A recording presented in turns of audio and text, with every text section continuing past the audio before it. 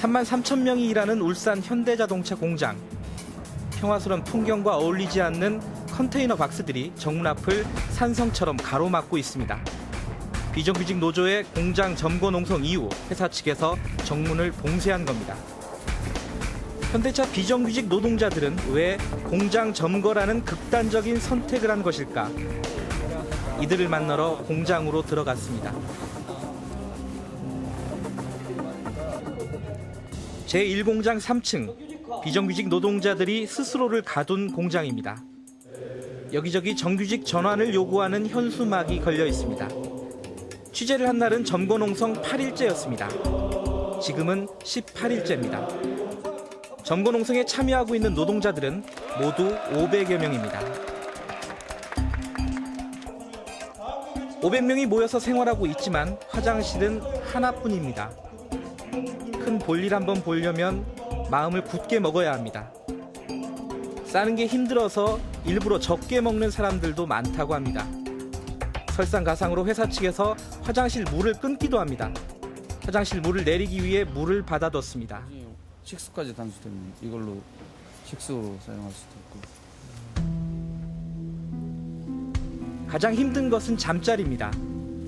변변한 이불 하나, 침낭 하나 없습니다. 급하게 농성을 시작했던 것 같습니다. 쓰레기 봉투로 덮고 비닐 조각으로 추위를 막아봅니다. 그렇게 낮진 않는데 그래도 그나마 여기 저기 그러니까 그나마 그냥 맨몸으로 다는 것보다는 낫죠. 생산 라인에서 작업할 때 쓰던 팔토시를 발에 감싸봅니다. 자기 전에는 잘 모르겠는데 자다 보면은 이게 뼈까지 씌어가지고 깨고 나거든요. 이 비닐 이게 이제 그나마 바람 막아주니까 이제. 날은 점점 더 추워지고 있습니다. 추위에 자다 깨다를 반복하다 보면 그래도 아침이 찾아옵니다. 오늘 아침 배식은 어제 남은 김밥입니다. 추위에 딱딱해진 김밥을 더운 물도 없이 우걱우걱 집어넣습니다. 그나마 배식이 없을 때도 있으니 오늘은 호강입니다. 아침에 배식 안 나올 때도 있다면서요? 먹을 게 없을 때는 안 나올 때도 있고 그냥 이렇게 나오면 잘 나오는 거죠.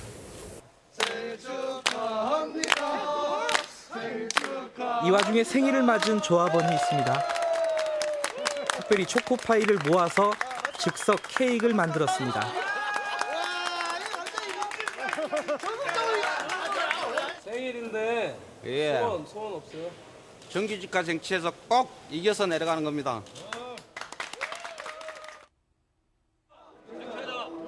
이번에 점거 농성이 촉발된 현대차 시트 공장입니다. 지난 7월 22일 대법원은 한 사내하청 소속 비정규직에 대해 2년 이상 근무한 시점부터는 현대차 정규직으로 봐야 한다는 취지의 판결을 내렸습니다. 판결 이후 비정규직의 노조 가입률이 급격히 높아졌습니다. 그런데 시트 공장의 한 하청업체가 갑자기 폐업이 됐습니다. 한 6, 70명 중에 거의 90%가 넘었으니까요, 가입률이. AB조, 예, 다. 그러면서 다른 사업장들이 퍼지게 되니까 예, 동성기업에 말 그대로 제일 압박이 심했고 바로 동성기업 사장을 항상 노동조합을 탄압하는 그 과정 첫 번째 업체 폐업으로 바로 그렇게 들어오더라고요.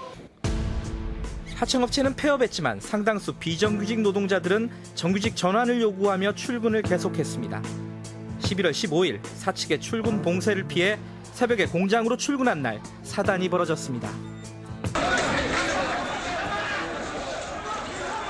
30여 명의 비정규직 조합원을 300여 명의 사측 관리자들이 둘러싸고 폭력을 휘둘렀다고 조합원들은 주장합니다. 사람들이 맞으면서 끌려 나오니까 그걸 동영상을 찍은 것뿐이에요. 근데 뭐 갑자기 잡아! 이러니까 진짜 대수미 와고 지근지근 밟고 때리고. 사측은 비정규직 노동자들이 먼저 도발했다고 주장합니다. 이 충돌이 벌어진 날 비정규직 노동자들은 공장을 점거하고 농성에 들어갔습니다.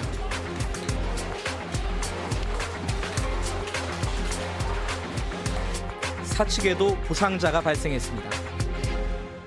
근로계약 체결 자체를 거부한 일부 인원이 이른 새벽에 월담을 해서 공장을 점거하고 볼트너트를 던지면서 기물을 파손하고 그랬기 때문에 저희 관리자들이 경찰 협조를 받아서 이들을 퇴거시킨 겁니다. 그리고 11월 20일 비정규직 노동자 한 명이 자신의 몸에 불을 붙였습니다.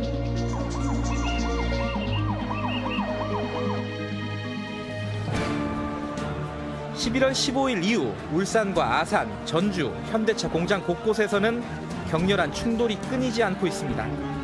현대차 울산 공장에만 비정규직 노동자가 6,000명이 넘습니다. 하지만 현대차 측은 하청업체 근로자들과 협상을 할 이유는 없다고 말합니다. 현재 진행 중인 개별 소송을 전체로 확대 해석하는 것은 옳지 않다고 생각합니다. 특히 확정 판결이 아직 나오지 않은 상태에서 마치 모든 게 결정된 것처럼 여론을 호도하고 파업을 벌이는 것은 옳지 않다고 생각합니다. 현대차 공장에서는 같은 생산 라인에 정규직과 비정규직이 한데 섞여 일을 합니다. 무겁고 어려운 일들은 비정규직들의 차지가 되기 일쑤입니다. 하는 일들은 거의 같지만 임금과 복지는 차이가 큽니다. 똑같이 저 사람은 오른쪽 벨트를 받고 나는 왼쪽 벨트를 받는데 나는 거기다가 이걸 한 개를 더 해야 되는데 저 사람은 나보다 돈 한 70만 원, 80만 원 더 받아가고 성과금 나오면 나보다 200만 원, 500만 원 더 받아가고. 강호돈 현대차 부사장은 4, 5년차 비정규직의 연봉이 4천만 원 수준이라고 밝혀 논란을 빚었습니다. 진짜 얼마나 받는지 궁금해서 한 비정규직 노동자의 8년치 통장 내역을 뽑아봤습니다. 수당, 휴가비, 성과급 등을 다 합한 겁니다. 6년차가 돼서야 월급이 200이 넘었습니다. 정문에 올 때 정규직들은 가슴에 명찰 딱 꽂고 남겨오는데 비정규직들은 호주머니에 넣었다가 경비한테만 살짝 보여주고 다시 호주머니 넣고 이렇게.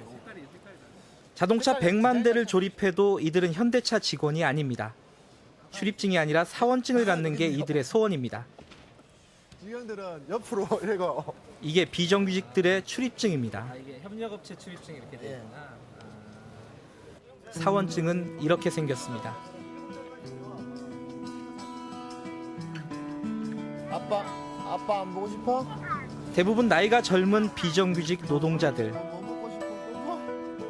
아이들도 어리기 마련입니다. 빠빠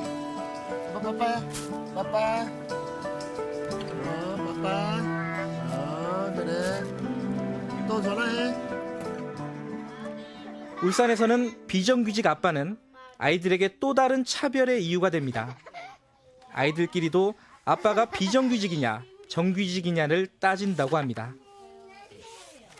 아침에 저희가 그 15일 날 들어가는 날이 저희 사실은 아기 돌 사진을 찍기로 약속이 된 날이었어요.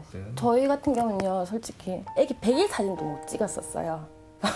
저번 달 월급을 저희가 140만 원 받았거든요. 근데 솔직히 120만 원씩 들여가지고 상태물 앨범 같은 걸 하기 조금 솔직히 부담스러워요.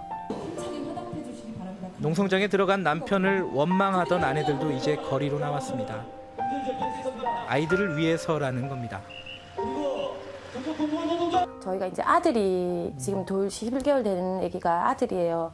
규태가 커도 또 만약에 정말 뭐 상위 뭐 2, 3%, 10% 안에 들어가지 않는 한은 그러니까 또 비정규직이다. 이거는 애 때문에 해야 되는 일이라.